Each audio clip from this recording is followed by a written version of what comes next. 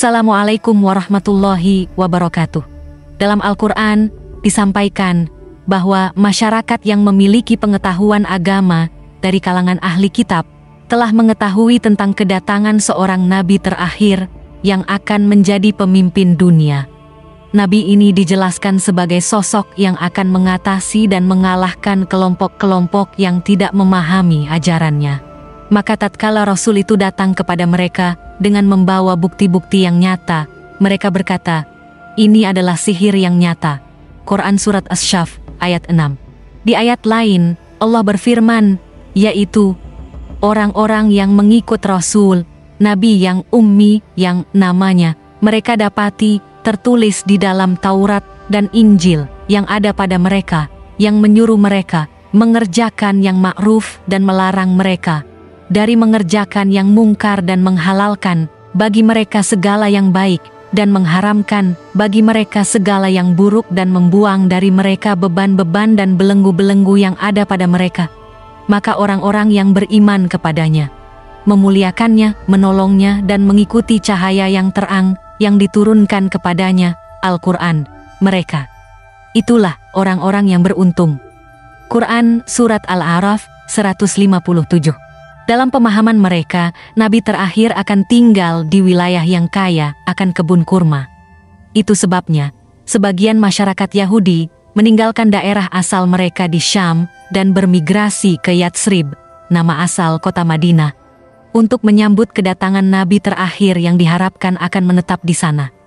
Informasi terkait asal-usul komunitas Yahudi di Madinah juga disampaikan dalam kitab Ar-Rahiq Al-Makhtum.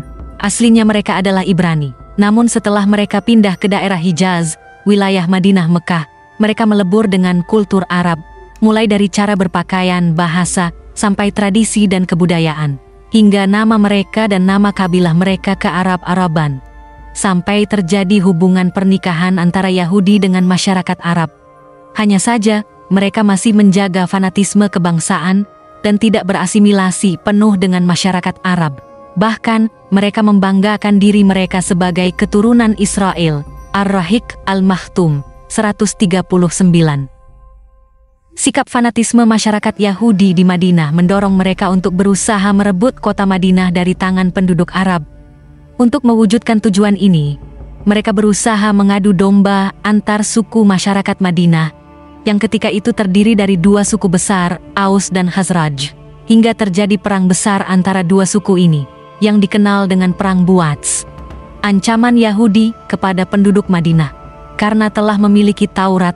Dalam masalah keyakinan, masyarakat Yahudi merasa diri mereka lebih berperadaban dibandingkan penduduk Arab asli. Abul Aliyah menyebutkan bahwa di antara doa orang Yahudi itu adalah, Ya Allah, utuslah Nabi yang telah disebutkan kisahnya dalam Taurat ini, sehingga kami bisa menghukum orang-orang musyrik itu dan membantai mereka. Tafsir Ibnu Katsir Juz 1 halaman 326. Allah ceritakan hal ini dalam Al-Quran, yang artinya, dan setelah datang kepada mereka Al-Quran dari Allah, yang membenarkan apa yang ada pada mereka. Padahal, sebelumnya mereka biasa memohon kedatangan Nabi untuk mendapat kemenangan atas orang-orang kafir. Al-Quran Surat Al-Baqarah ayat 89. Akan tetapi harapan mereka meleset. Para Yahudi itu berharap agar Nabi terakhir diutus di kalangan mereka. Namun ternyata Allah utus dari kalangan orang Arab, suku Quraisy. Lebih dari itu, Nabi terakhir ini tidak berpihak atas nama fanatisme keturunan Israel. Pupus sudah harapan besar mereka, hingga timbul hasad dan dengki kepada masyarakat Arab. Tidak ada pilihan lain bagi mereka selain kufur terhadap Nabi terakhir itu. Di lanjutan ayat, Allah berfirman, yang artinya, ketika telah datang kepada mereka apa yang telah mereka ketahui, mereka lalu ingkar kepadanya. Laknat Allah lah atas orang-orang yang ingkar itu. Alangkah buruknya hasil perbuatan mereka yang menjual dirinya sendiri dengan kekafiran kepada apa yang telah diturunkan Allah, karena dengki bahwa Allah menurunkan karunia-Nya kepada siapa yang dikehendakinya di antara hamba-hambanya. Quran Surat Al-Baqarah 89-90. Ibnu Abbas radhiyallahu anhuma menceritakan Sebelum diutusnya Nabi, orang Yahudi berharap akan mengalahkan kaum Aus dan Khazraj dengan kehadiran Rasulullah Shallallahu Alaihi Wasallam. Ketika Allah mengutus beliau dari suku Arab, mereka kufur kepadanya dan mengingkari ucapan yang dulu pernah mereka sampaikan.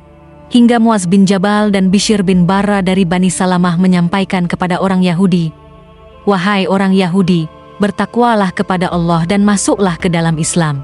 Dulu kalian ingin menghabisi kami dengan kehadiran Muhammad Shallallahu Alaihi Wasallam. Ketika kami masih musyrik, kalian sampaikan kepada kami bahwa beliau akan diutus dan kalian juga menceritakan sifat beliau kepada kami. Namun pernyataan dua sahabat ini dibantah oleh Yahudi melalui lidah Salam bin Mishkam dari Bani Nadhir. Belum datang kepada kami Nabi yang kami kenal sama sekali. Dia, Muhammad, bukanlah orang yang pernah kami ceritakan kepada kalian." Dengan sebab ini, Allah turunkan surat Al-Baqarah ayat 89 dan 90 tersebut.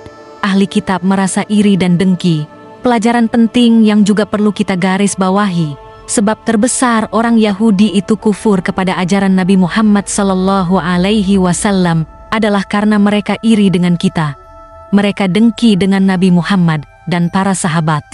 Allah sampaikan di dalam Al-Quran yang artinya, ketika telah datang kepada mereka apa yang telah mereka ketahui, mereka lalu ingkar kepadanya. Laknat Allah lah atas orang-orang yang ingkar itu.